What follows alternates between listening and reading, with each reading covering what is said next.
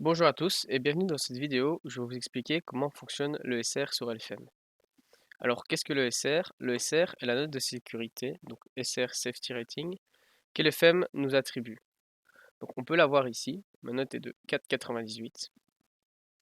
Alors cette note, comme vous pouvez le voir ici dans la FAQ, évolue entre 1 et 9,99. Au départ, donc si vous avez fait votre qualification LFM avec moins de 95 de SA, vous allez donc avoir une note au départ de 2,5. Et si vous avez fait avec plus de 95, vous allez avoir une note de 3,5. Donc la note de SR de LFM ne marche pas tout à fait comme la note de SA dans Assetto Corsa Competizione.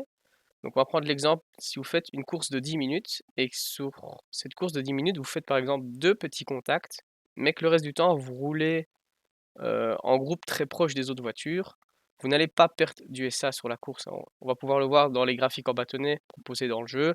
Vous aurez certes une petite barre rouge, mais la barre verte sera beaucoup plus grande.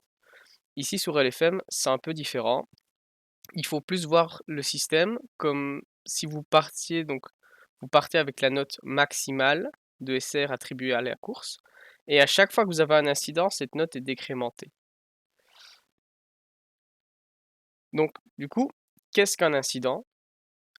Il y a deux types d'incidents, on les voit ici. Il y a le premier incident, c'est un contact. Donc si vous avez un contact avec quelqu'un, c'est même pas un gros crash, c'est juste une simple touchette.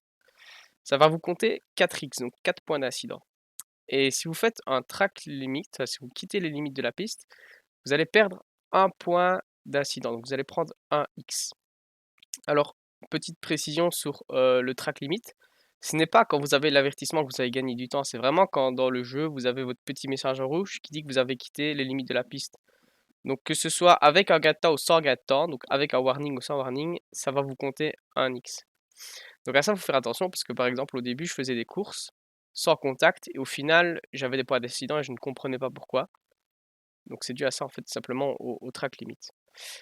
Alors, on va prendre un exemple que vous faites une bonne course et la note maximale que vous allez pouvoir gagner sera de 0,30 plus un bonus. Alors le bonus, on ne le connaît pas. C'est un peu ça qui est dommage. Mais globalement, vous n'allez, à part un cas où je vais l'expliquer juste après, vous n'allez pas prendre plus 0,50 de SR si vous avez fait une bonne course. Donc vous avez aussi 10 points de bonus SR si vous faites une course sans incident, donc sans track limit et sans contact. Donc globalement, on gagne assez peu de SR sur une course. Par contre, pour ce qui est d'en perdre, là, c'est beaucoup plus important vu qu'on peut perdre jusqu'à 0,50 de SR plus un malus. Alors pour revenir sur le gain de SR, plus la note de SR est élevée, plus il va être difficile de gagner des points. Je vais vous montrer un exemple concret sur une course que j'ai effectuée. Voilà, on peut voir qu'ici, j'ai terminé donc deuxième, mais j'ai pris 0,25 de SR en positif et le premier a pris 0,25 aussi. Sauf qu'on peut voir la différence que moi j'ai fait, donc j'ai 4 points d'incident donc qui correspond à 4 track limit, c'est ce qui est reporté là. Et lui, il a 6 points d'incident pour 6 track limit. Et donc ça, c'est ce que je vous expliquais, de plus la note de SR est élevée, donc on voit que moi j'avais une note de 4,73 et lui de 4,72, de 2,72 pardon. Bah, plus votre note est élevée, moins vous allez gagner, parce qu'en théorie, je devrais gagner plus que lui vu que j'ai fait moins de points d'incident. Alors, je vous ai dit que globalement, il n'était pas possible de gagner, par exemple, quelque chose comme 0,65 de SR.